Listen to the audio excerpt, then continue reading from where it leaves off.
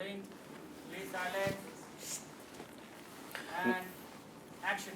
नमस्कार, मैं हूं अमित कर्ण। आप सब देखना शुरू कर चुके हैं दैनिक भास्कर और इस वक्त हमारे साथ सिद्धांत और तृप्ति हैं जो बॉक्स ऑफिस पर दिलों की धड़कनें चुराने आ रहे हैं और धूम भी मचाना चाह रहे हैं। आप दोनों का बहुत बहुत स्वागत है। थैंक यू शुक्रिया। ज़िंदगी में और करियर में जी। ऐसे कौन से मोमेंट रहे जहां पर सिंबॉलिकली लड़ने और मरने के बीच में आपने लड़ने को चुना? आई थिंक जिंदगी में ना, प्यार में नहीं, प्यार में जिंदगी में बताती हूँ। आई थिंक मेरे लिए जब मुझे बॉम्बे आना था एक्टर बनने, उस वक्त काफ़ी ऐसी सिचुएशन हो गई थी कि या तो आप यही रास्ता था कि या तो बॉम्बे जाना है या नहीं जाना, और अगर नहीं आती तो शायद कभी भी एक करियर शुरू नहीं होता और कभी भी फिल्मों में काम करने का मौका नहीं मिलता और आज शायद मैं यहाँ बैठ के आपसे बातें नहीं कर रही होती। उस वक्त लोगों ने काफ़ी कुछ बोला था, रिश्तेदारों ने काफ़ी कुछ बोला था और एक डाउट भी था लोगों के मन में कि कैसे when we don't have any connections in Bombay, we don't know anybody in Bombay, तो पेरेंट्स के दिमाग में कहूँगी एक तरीके से डर था, जो कि किसी भी पेरेंट के दिमाग में होगा। उस वक्त मुझे काफ़ी लड़ झगड़ कर घर से आना पड़ा था और आई एम ग्लैड मैंने वो डिसीजन लिया। उस वक्त तो बहुत ही भारी लगता था और उस वक्त काफ़ी बुरा भी लगता था, काफ़ी गुस्सा भी आता था, रोना भी आता था, पर आज जब पीछे मुड़ के देखती हूँ तो बहुत खुशी होती है। I am glad I took that decision. और प्यार में मैंने आपने एक ही पूछा था, मैं एक ही पूछा। फिर भी अगर दिल मांगे मोर, दिल मांगे प्यार में लड़ने की आज तक जरूरत नहीं पड़ी एंड आई होप कभी पड़े भी ना। ओके। दिल मांगे It's more been quite smooth. नहीं basically you are admitting that you are not Yes. Single. नहीं, आज तक ऐसा कभी लड़ने और मरने का मौका नहीं मिला Right. और आई होप मिले भी ना। मैं नहीं चाहती एक डिफिकल्ट लव लाइफ हो मेरी। सिद्धांत, आप अपने सिद्धांतों की बता सकें कि मतलब कौन से मोमेंट रहे ऑब्वियसली, या नहीं मतलब एकदम सब कुछ स्मूथली हुआ जो भी आपने फैसले लिए जिंदगी, करियर और प्यार को लेकर? स्मूथ तो कुछ होता नहीं है ज़िंदगी में, ऊबड़ खाबड़ रास्ता है ज़िंदगी का, सफ़र लंबा है, गाड़ियाँ छलांग मारती हैं, और वही है कि अगर आपने गति छोड़ दी तो फिर शायद गाड़ी रुक भी जाएगी। तो जब मैं सीए से शिफ्ट हो रहा था यहाँ पे कि मुझे एक्टिंग करना है, तो वो काफ़ी एक बड़ी लड़ाई थी खुद ही में मेरे अंदर, क्योंकि एक तरफ एक सिक्योर करियर, मेरे दोस्त, स्टेबिलिटी, सिक्योरिटी, दूसरी तरफ इनसिक्योरिटी, कोई प्रॉमिस नहीं, कोई लॉन्च नहीं कर रहा, कोई सपोर्ट नहीं करने वाला, कोई दिशा भी नहीं दिखाने वाला, और उसके बाद भी आपको खुद में बस विश्वास रख के आगे बढ़ते जाना है। तो ये खुद में ही जंग थी, आई थिंक अंदरूनी एक जंग थी वो, जिसको लेकर मैं खुद से लड़ा, खुद को कभी समझाया, बट अपने सपनों को मैंने बरकरार रखा, हार नहीं मानी। मैंने कहा कि नहीं, मुझे ये करना है, अब देखा जाएगा जो होगा, अब या तो पार ही हो जाएंगे या डूब ही जाएंगे, अब जो भी है लड़ेंगे या मरेंगे। दोनों ने लेकिन अपने सेल्फ डाउट या सेल्फ वो होता है ना कि मैं क्रॉस चेक कर लेना खुद के बारे में कि नहीं मैं ये कर ले जाऊंगा, तो वो जवाब कैसे मतलब मिलते थे अपने ओर से कि नहीं मैं इस लायक हूँ? देखिए, आई थिंक बिलीफ बेसिकली जो होता है ना कि मेरे अंदर वो चीज़ है, आई थिंक दो ही चीज़ों से आती है, एक होती है फेथ और दूसरी होती है एक्सपीरियंस। अगर इसको ब्रेक डाउन किया जाए, बिलीफ तभी स्ट्रांग होगी, फेथ की हाँ मैं कर सकता हूँ, एक्सपीरियंस कहीं ना कहीं आपने किया होगा, शायद कहीं शादी में नाचे होंगे या कहीं होस्ट कर दिया होगा या किसी ने कह दिया होगा यार तुम अच्छा मिमिक्री करते हो, अच्छा डांस करते हो, तुम्हें फिल्मों में ट्राई करना चाहिए। तो ये सारी चीज़ें दोनों मेरे साथ, दोनों का मिश्रण था। बचपन से ही मैं जब नाचने का, कूदने फानने का बड़ा शौक़ था, फिल्में देख के डायलॉग्स दोहराने का बड़ा शौक़ था, तो वो एक्सपीरियंस था और लोगों को बड़ा मज़ा आता था। मुझे याद है जब भी मैं डांस करता था, ढोलक बाजा पे जब डांस होता था गांव में तो बहुत इन्जॉय करते थे सब लोग। तो वो एक एक्सपीरियंस हो गया। और फेथ कहीं ना कहीं मेरे अंदर धीरे धीरे वो था फेथ कि मैं कर पाऊँगा। इन दोनों का मिश्रण होकर बिलीफ स्ट्रांग हुआ एक तरह से, और फिर आई थिंक वो लड़ने की क्षमता आई। आई थिंक मेरे लिए वो करते करते हुआ। शुरू में मुझे ज़्यादा पता नहीं था एक्टिंग के बारे में, और ना ही इस फील्ड के बारे में कुछ पता था, ना ही मुझे पता था कि मैं कर पाऊँगी या नहीं कर पाऊँगी। आई थिंक धीरे धीरे जब मैंने काम सीखा और जब पहली फिल्म मिली, उसमें ऑनेस्टली मुझे मेरा काम उतना पसंद नहीं आया, बट 4 लोगों ने बोला कि अच्छा था। और मेरे लिए उसमें सबसे बड़ी अचीवमेंट ये थी कि मैं हमेशा से एक इंट्रोवर्ट रही हूँ। मेरे लिए सबसे बड़ी अचीवमेंट थी कि 100 लोगों के सामने, कैमरा के सामने आके एक्टिंग करना। तो आई थिंक धीरे धीरे एक एक चीज़ करके आपने कुछ अपने बारे में सीखा, कुछ एक्टिंग के बारे में सीखा, और धीरे धीरे जाके अपने ऊपर फेथ आया।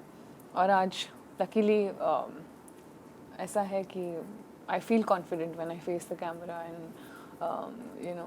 When I am given a script. मुझे लगता है कि ठीक है, शायद शुरू में डर लगता है, बट इतना पता होता है कि मैं कर जाऊँगी, कुछ तो कर ही जाऊँगी।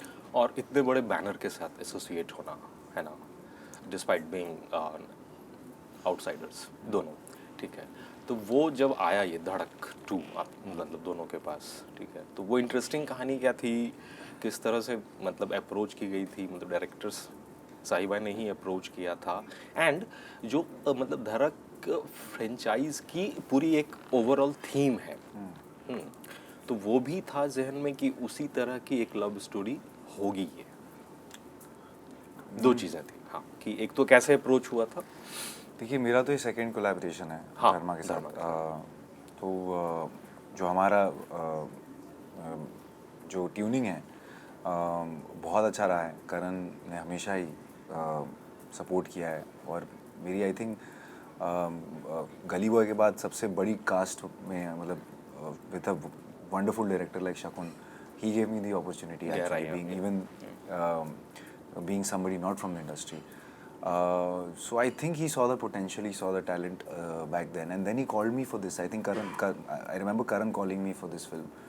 उन्होंने कहा कि यार एक स्क्रिप्ट है, आके सुन लो, शाजिया डायरेक्ट कर रही हैं। तो उन्होंने एक शॉर्ट फिल्म की है बेबाक, और मैंने देखी थी ये बेबाक शॉर्ट, हाँ पहले देखी थी, तो मुझे याद आ गया कि अरे हाँ शायद मैंने देखी है। फिर मैं नरेशन में गया, शाजिया और राहुल जो राइटर भी है, वो दोनों ने कहानी सुनाई। उसी तुरंत पता नहीं, मुझे लगा यार ये कमाल की कहानी है यार। मैं बाहर निकला, मैंने करण को पहले फ़ोन किया, मैंने बोला थैंक यू करण कि आप ऐसी कहानी मेरे पास लेके आए, और सेकंड थैंक यू कि आप ऐसी कहानी बना रहे हैं धर्मा में। तब ये धड़क 2 के नाम नहीं था, इसका अनटाइटल थी। उस वक्त अनटाइटल थी। इनफैक्ट टाइटल काफ़ी देर बाद आया, क्योंकि सबको लगा प्रोड्यूसर को इट्स इन सेम एसेंस, दोनों फिल्मों का सेम है। तो काफ़ी टाइम तक अनटाइटल थी।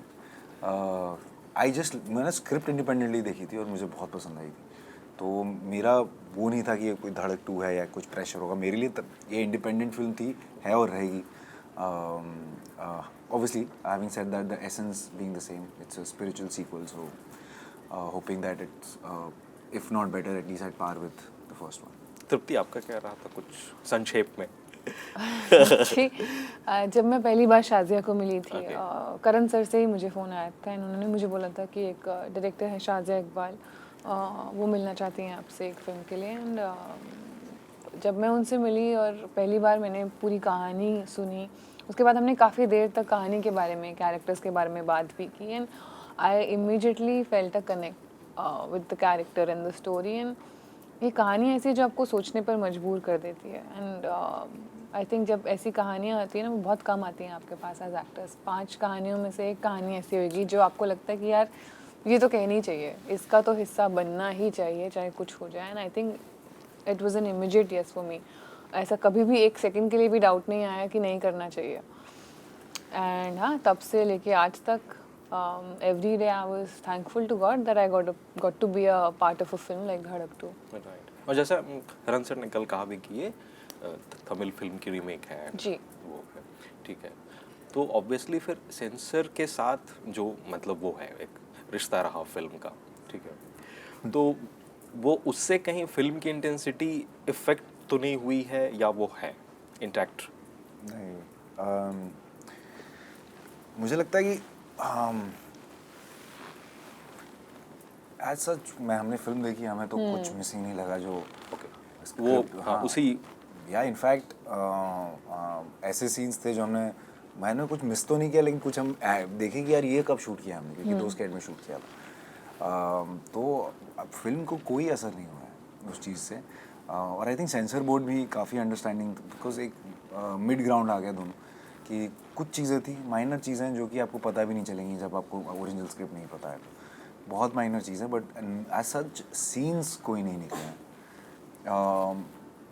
डायलॉग्स में थोड़ा बहुत जो ट्रिगर वर्ड्स होते हैं, जिस तरह से मैं कहूँगा, वो उसमें खाली बहुत माइन्यूट चेंजेस हैं जिसको आप अलग तरीके से बोल सकते हो और इफेक्ट से ही नहीं आएगा। तो ये बहुत माइन्यूट चीज़ें हुई हैं जो कि आई थिंक दोनों ही पार्टीज़ ने अंडरस्टैंडिंग पे आके उन्होंने ये किया है। सो इस पर मैं क्या ही कहूँ, मैं तुम कलाकार हूँ मेरी, तो मैंने तो अपना काम कर दिया, बाकी तो मैं सुना है, मुझे पता ही चल रहा था कि हो क्या रहा है अंदर।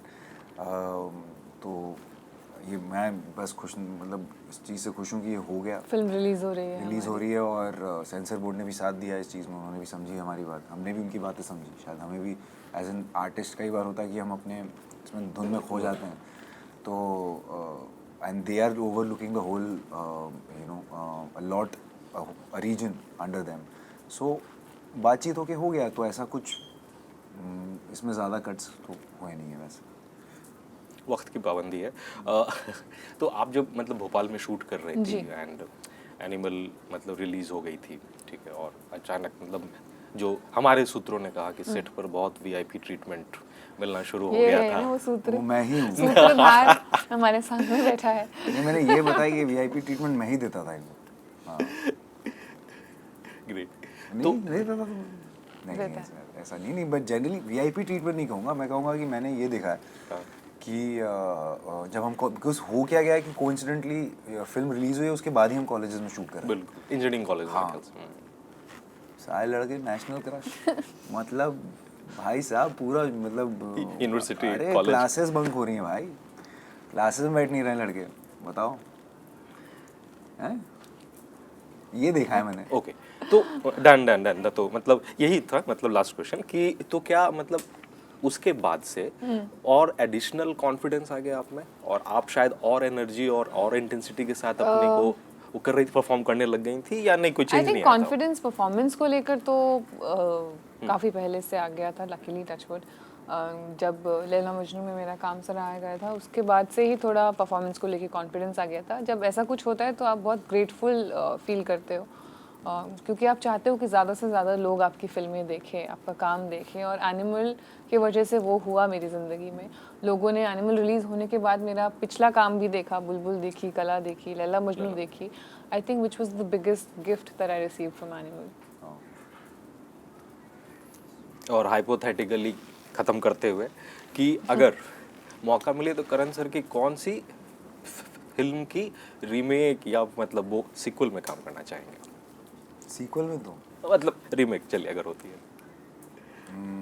कभी अलविदा ना कहना, कल हो ना, आई लव कभी अलविदा ना कहना। सेक्सी सैम बनेगी तो।